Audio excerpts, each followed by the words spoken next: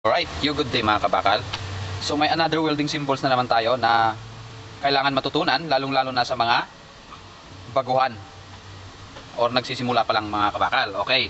So itong small job natin mga kabakal, ang kanyang basic welding symbols ay arrow side, single bevel, okay, and then complete penetration butt weld to existing steel. Okay. So kung makikita nyo mga kabakal yung plug na naka-triangle, yan ay tinatawag na site weld yan mga kabakal. Okay? So ang ibig niya sabihin dito, lagyan lang natin ng single bevel dahil dun yan sa site weldingin. Yan yung ibig sabihin yan mga kabakal. Okay? Ganon din dito. Single bevel, arrow side. Kung saan nakaturo yung arrow, doon ka magbi-bevel.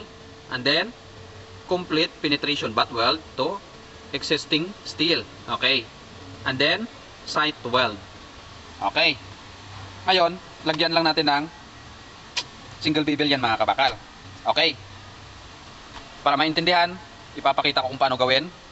And then kung anong itsura nito at kung bakit lalagyan niya ng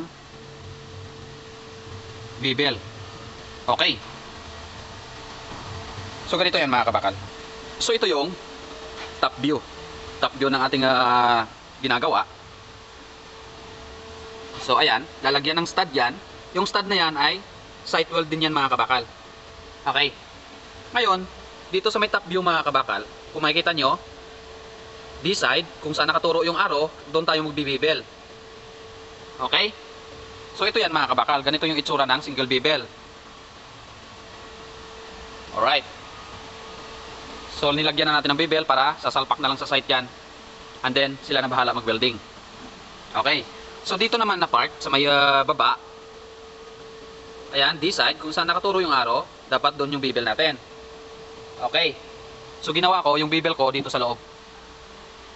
Okay, mamaya papaliwanag ko kung bakit nilagay ko yan dito sa loob. So ganon din dito, kung saan yung nakausli na plate, kailangan naka single bevel din siya mga kabakal. Alright. So alam nyo na yung itsura. And then, ngayon, tingnan natin sa may DA para maipaliwanag ko kung bakit dito tayo sa taas naglagay ng bevel and then dito naman sa baba sa loob. Let's go. Alright, so ito yung ginagawa natin ngayon. Kaya kung bakit nilagyan ko yan ng bevel sa taas instead na sa loob, para hindi mahirapan yung welder sa site magdukot-dukot ng weldingin.